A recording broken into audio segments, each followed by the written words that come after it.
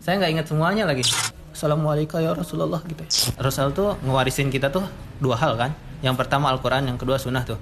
Jadi kalau misalkan kita nggak hafal Quran sama sekali, terus warisan Rasul tuh mana kurang diambil tuh ya gitu. Kebetulan pertama kali saya masuk ke DH ini itu tahu dari teman gitu ya.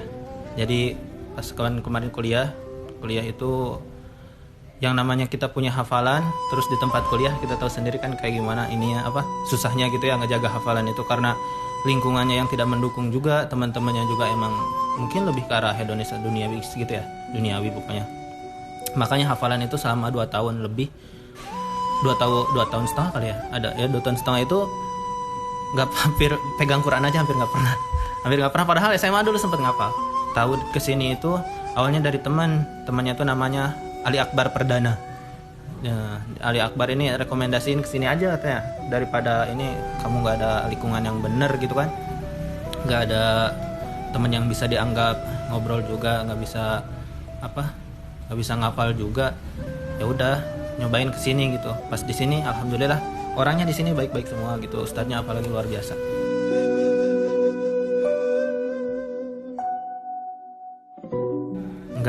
Nggak ada dorongan orang tua, karena basic orang tua juga nggak ada basic agamanya. Dulu masuk ini juga sebenarnya kuliah di Universitas Muhammadiyah ini itu juga kayak tersesat gitu, tapi alhamdulillah jadi walaupun misalkan ngambilnya kan pendidikan keagamaan gitu ya, nah seenggaknya mikirnya gini, kalau misalkan pendidikan keagamaan itu seenggaknya walaupun kita istilahnya ilmu keduniaannya tuh biasa aja gitu ya, tapi ayah bakal ke akhirat mah bakal hidup gitu. Terus ada dorongan kenapa bisa mondok, karena gimana ya, kan Rasul tuh sebenarnya mah waris sih gitu ya. Jadi waris kan, Rasul tuh ngewarisin kita tuh 2 hal kan, yang pertama Al-Quran, yang kedua sunnah tuh. Jadi kalau misalkan kita nggak hafal Quran sama sekali, terus warisan Rasul tuh mana kurang diambil tuh ya gitu. Nggak semua hadis kan jarang kita baca ya, minimal atau Al-Quran gitu ya. Kalau misalkan ini ngelihat kan Iqra fartaqi fa inna akhira manzilataka fil jannah gitu ya. Jadi bacalah Al-Qur'an seperti yang kalian baca di dunia, maka ayat terakhir yang kalian baca itu adalah tempat kalian di surganya nanti gitu ya. Jadi kalau misalkan secara otomatis kan udah mah dikasih waris nih sama Rasul gitu ya. Terus nanti disuruh baca juga sama Allah gitu ya. Nih sebelum masuk surga itu berarti kalau misalkan kita banyak hafalannya, sedikit atas surganya juga tinggi juga. Terus kemotivasi juga sama anak-anak Palestina gitu, di saat mereka tuh kan susah banget itu ya. Mungkin namanya gimana ya, hidup mereka tuh dihantui dengan kematian, ketakutan gitu ya, bom pokoknya tempat konflik kan kayak gimana gitu. Makan susah gitu. Tapi mereka umur belasan tahun itu udah hafal Quran. Masa kita yang tempatnya tenang-tenang aja gitu, apalagi di Bandung tempatnya sejuk, makan gampang, orang-orangnya pada baik-baik semua.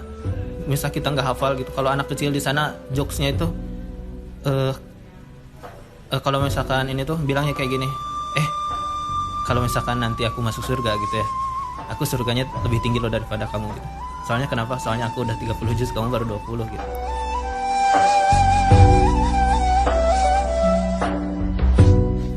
Kalau di sini itu sebenarnya metodenya tuh nggak ada yang baku ya. Jadi karena setiap orang memiliki kemampuan yang berbeda, daya tangkap yang berbeda. Terus ada yang lebih ke visual gitu ya, yang ke mata, orang cuma ngeliatin terus baca gitu. Ada juga yang ngedengerin gitu, ada juga yang sambil ngobrol kesana kesini gitu, beda-beda kan.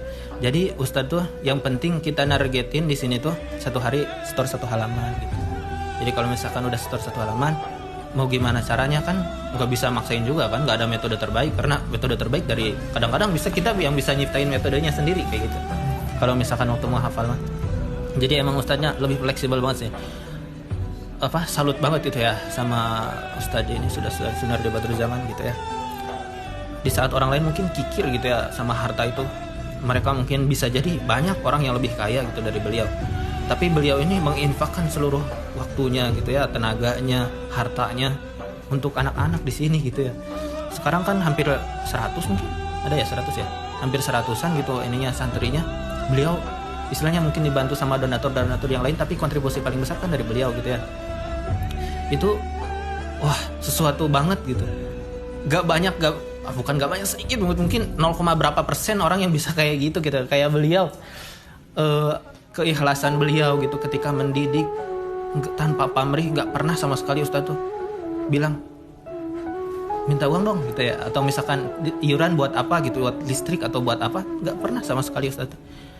Beliau ikhlas gitu. Di saat kita kadang-kadang kan yang namanya orang ada futurnya gitu ya, ada salahnya, ada malesnya kayak gitu. Di saat kayak gitu anak-anak mungkin kelakuannya kurang bagus gitu ya, kurang sreg gitu di hati beliau, tuh beliau itu nggak pernah marah sama sekali ke kita gitu. Apa ya, benar-benar uswahnya tuh kerasa gitu. Kalau misalkan yang lain, mungkin saya sendiri kalau misalkan jadi pimpinan pondok atau misalkan jadi guru pun pas waktu itu pernah mungkin sekali-kali menegur anak-anak gitu ya, memarahi, bukan marah sih sebenarnya, lebih ke sayang gitu, sayang cuman diungkapkan dengan agak teguran gitu, teguran tapi tanpa menyakiti gitu. Cuman Ustadz itu wah luar biasa banget gitu ya, malahan bukan menegur, malah memberikan kita motivasi, merangkul gitu, merangkul kita supaya jadi lebih baik lagi.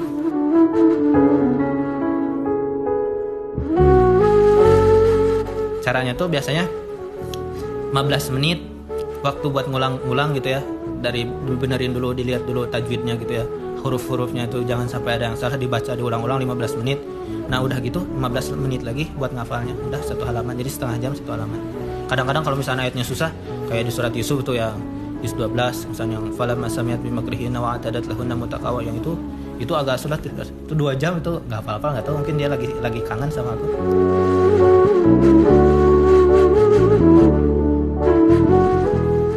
Kalau pas pengalaman umroh itu senang pasti, apalagi pas di apa namanya tuh Raudhah ya. Jujur aja kalau misalkan umroh mungkin atau haji juga pasti itu yang namanya ibadah tuh ibadah fisik ya. Kebanyakan itu fisik bener, capek badan itu. Apalagi pas kemarin itu lagi musim-musim dingin gitu ya. Di Indonesia kan musim tropis gitu, mungkin sekitar 28 atau 30 derajat gitu ya. Kalau di Bandung kan dingin. Kalau di sana tuh kan cuacanya ekstrim, kalau nggak dingin ya dingin banget gitu. Kalau misalkan nggak panas ya panas banget. Kemarin itu kebetulan musim dingin. Itu kalau pagi-pagi itu subuh itu bisa sampai 0 derajat gitu kayak di kulkas aja. Kalau misalkan agak siangan itu walaupun panas tapi tetap dingin, mungkin sekitar 5 sampai 10 derajat kayaknya. Nah, sampai-sampai kita tuh banyak yang mimisan juga kan. Mimisan karena cuacanya tuh gak bersahabat ya sama tubuh kita gitu.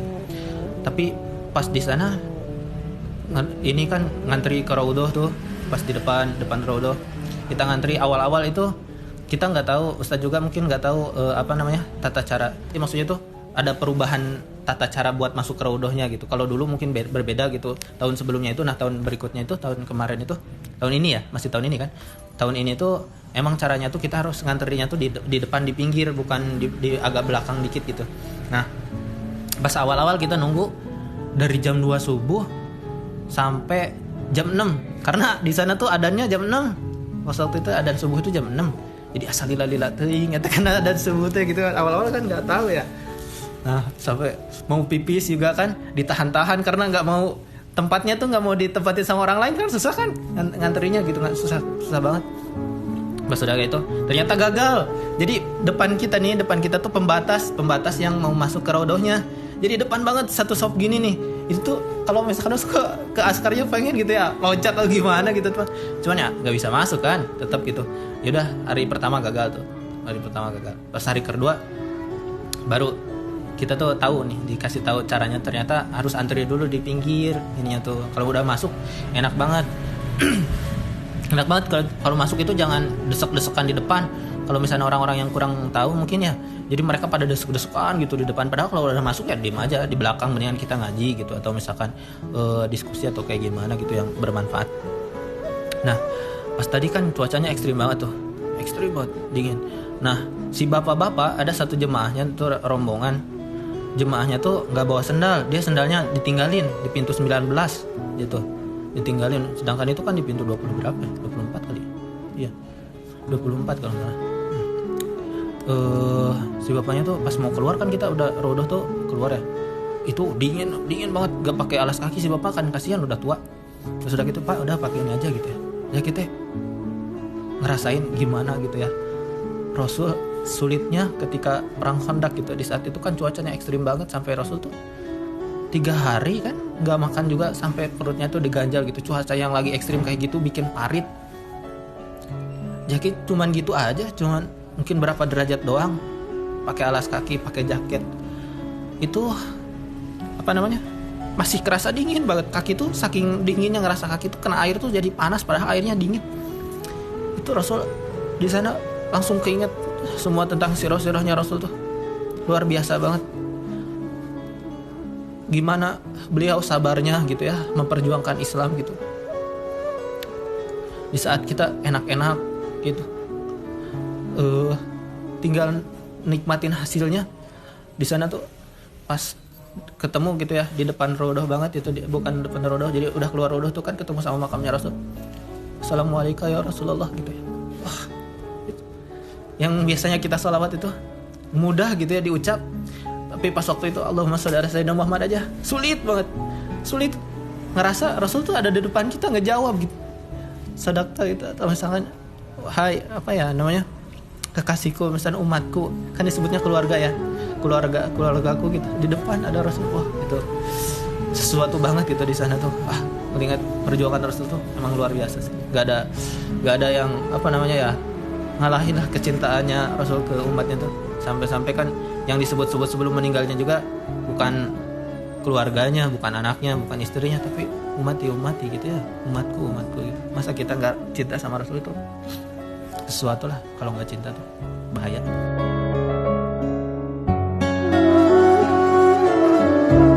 Bukan satu hal, semua hal itu di sana pengen kesana lagi. Semua hal yang ada di sana itu semua orang pasti kalau misalkan orang-orang mungkin sekarang tuh berlomba pengen ke Korea, ke Jepang kayak gitu.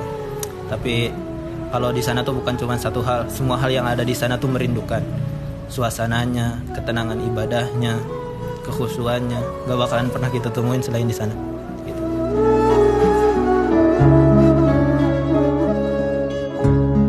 Emang kalau misalkan target itu, target ya, kan rencananya Jack itu ada short time kan. Kalau misalkan kita nge-manage hidup itu kan ada jangka pendek, ada jangka middle gitu yang tengah, terus ada yang jangka panjangnya juga long time gitu ya. Jadi kalau misalkan yang short time-nya itu Januari harus selesai 30 juz gitu ya, harus selesai 30 juz. Karena rencananya juga Jack itu dari Desember itu ingin mulai bisnis ya. Karena pengen dijadiin orang yang diiriin aja sama orang lain gitu. Kan boleh kan? Jadi kata Rasul boleh tuh kita iri sama dua orang. Yang pertama kan ada yang bilang itu orang yang berderma gitu, atau yang berharta tapi menginfakkan seluruh harta-hartanya itu di jalan Allah gitu ya. Terus di redaksi yang lain itu seorang penghafal Al-Quran yang mengamalkan isi dari Al-Quran itu gitu ya, atau misalkan menghafal Al-Quran. Nah terus yang kedua itu orang kaya yang tadi kan mendermakan itu. Yang pertama yang kedua itu orang berilmu yang ngasih apa ya, kayak ustadz gitu tah. Itu kita boleh iri tuh sama yang kayak gitu. Nah Jaki pengen dua-duanya, udah berilmu terus berharta juga. Nanti juga insya Allah kalau misalkan Jaki sukses, amin pasti. Kata harus yakin kan. Nah itu Jaki pengen jadi donatur tetapnya gitu. Jadi ustadz gak usah mikirin lagi gimana cara buat nyari donatur kayak gitu-gitu. Ustadz tinggal fokus aja urusin anak-anak, bangun negara gitu ya, bangun ya negara kan, ini sebagai masa depan gitu, masa depan negara gitu. Jaki yang berusahanya, walaupun Jaki juga pasti nanti di sana juga kan udah ketemu sama Kang Egis yang mau ngebimbing gitu dari nol, sama Kang Egis itu dari mulai bisnisnya. Nah Kang Egis ngasih ilmu bisnis, karena hidup itu simbiosis mutualisme ya, masuk ke sosial itu kan, jadi saling menguntungkan. Jaki mungkin ngasih sedikit-sedikit ilmu tentang agama kayak gitu. Terus kalau Kang Egis kan di bidang bisnisnya kayak gitu. Emang dagang atau usaha itu pintu rezeki itu paling terbuka gitu ketimbang yang lain-lain mungkin.